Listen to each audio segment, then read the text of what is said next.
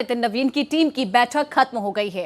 65 सदस्यीय नई टीम की अहम मीटिंग खत्म हुई है। दिल्ली पार्टी मुख्यालय के विस्तार भवन में बैठक हुई। मीटिंग में कई अहम मुद्दों पर मंथन भी हुआ और 17 अगस्त को 65 सदस्यीय नई टीम की घोषणा हुई थी। तो ये बड़ी जानकारी, दिल्ली पार्टी मुख्यालय के विस्तार भवन में जो बैठक चल रही थी वो खत्म हो चुकी है। नितिन नवीन की नई टीम के साथ बैठक खत्म हुई है। बड़ी जानकारी इस वक्त सामने आ रही है। बता दें कि 65 सदस्यीय नई टीम की अहम मीटिंग जो है वो खत्म हो चुकी है। इस मीटिंग में कई अहम मुद्दों पर विस्तार से चर्चा की गई। दिल्ली पार्टी मुख्यालय के विस्तार भवन में ये बैठक हुई और मीटिंग में कई अहम मुद्दों पर मंथन हुआ। 17 अगस्त से को जो है 65 सदस्यीय नई टीम की घोषणा की गई थी और नितिन नवीन की नई टीम की बैठक चल रही थी, जो कि अब खत्म हो चुकी है। 65 सदस्यीय नई टीम की अहम मीटिंग खत्म हुई है।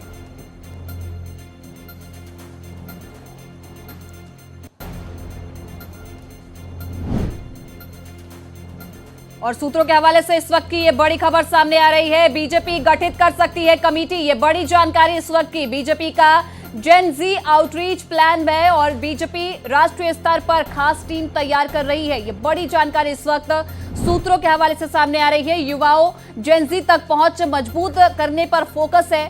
सूत्रों के हवाले से ये बड़ी जानकारी, बीजेपी गठित कर सकती है एक और कमेटी और बीजेपी का अब जेन जी आउटरीच प्लान, युवाओं जेनजी तक अपनी जो पहुंच है उसको मजबूत करने पर फोकस रहेगा। टीम में नितिन नवीन और स्मृति ईरानी शामिल है। विनोद तावड़े, हर्ष सांघवी और ओपी चौधरी भी शामिल है। युवाओं से किया जा सकता है सीधा संवाद, ये सूत्रों के हवाले से बड़ी खबर मीटिंग से जुड़ी हुई। विनोद तावड़े, हर्ष सांघवी और ओपी चौधरी भी इसमें शामिल। बता दें कि युवाओं से किया जा सकता है सीधा संवाद और इस पूरे प्लान का जो मकसद है वो ये रहेगा कि युवाओं और जेनजी तक जो आउटरीच है वो बढ़ाया जा सके, उनके साथ संपर्क मजबूत किया जा सके और अपनी पहुंच को मजबूत करने पर फोकस यहां पर बीजेपी दे सकती है। टीम में नितिन नवीन और स्मृति ईरानी शामिल हैं। विनोद तावड़े, हर्ष सांघवी और ओपी चौधरी भी शामिल। मामले पे ज्यादा जानकारी देने के लिए हमारे सहयोगी राजीव तिवारी जुड़ चुके हैं। राजीव, आखिरकार मीटिंग खत्म हुई और अब जो मीटिंग के अंदर की ये बात सामने आ रही है कि अब यहां पर जेनजी पर फोकस करने पर खास ध्यान दिया जा रहा है।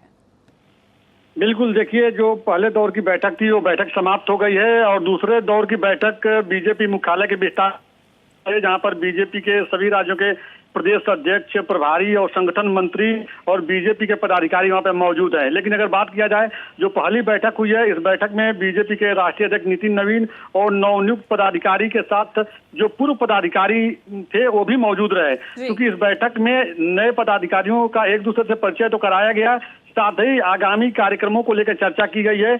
इस समय देश की जो राजनीति है, देखिए, युवाओं के इर्द गिर्द घूम रही है। कहीं ना कहीं केंद्र में अब युवा आ गए हैं और इसको लेकर जो कांग्रेस पार्टी के नेता राहुल गांधी हैं, विपक्षी पार्टियां हैं, जिस तरह से युवाओं के सहारे एक नैरेटिव सेट करने की कवायद में जुटी हुई है, उसको लेकर भारतीय जनता पार्टी के साथ साथ पूरी सरकार पूरी तैयारी में लगी हुई है। आपने देखा कुछ दिनों पहले जब कैबिनेट की बैठक हो रही थी तो उस बैठक में प्रधानमंत्री नरेंद्र मोदी ने सभी मंत्रियों से कहा कि आप लोग यूनिवर्सिटी में जाइए, छात्रों से संवाद कीजिए। उसके पहले उन्होंने कहा था कि आप लोग सोशल मीडिया पर युवाओं से कनेक्ट होइए। उसी तरह से नए पदाधिकारियों के साथ आज बीजेपी के राष्ट्रीय अध्यक्ष नितिन नवीन ने चर्चा के दौरान बताया कि जो जेनजी हैं उनसे अधिक सोशल मीडिया पर आप लोग इंगेज रहिए, युवाओं को अधिक से अधिक अपने आप से प्रभावित कीजिए। सरकार की जो योजनाएं हैं, पार्टी की जो पार्टी की जो रणनीति है कि आने वाले फ्यूचर में युवाओं के लिए क्या कुछ किया जाएगा। उसके बाद देखिए, आज की बैठक बहुत ही महत्वपूर्ण मानी जा रही है। आज शाम को बताया जा रहा है 5 बजे बीजेपी विस्तार भवन में जो बैठक चल रही है वहां पर प्रधानमंत्री नरेंद्र मोदी आ सकते हैं। ये सूत्रों से जानकारी मिल रही है। जिस तरह की तैयारी चल रही है उससे संभावना जताई जा रही है।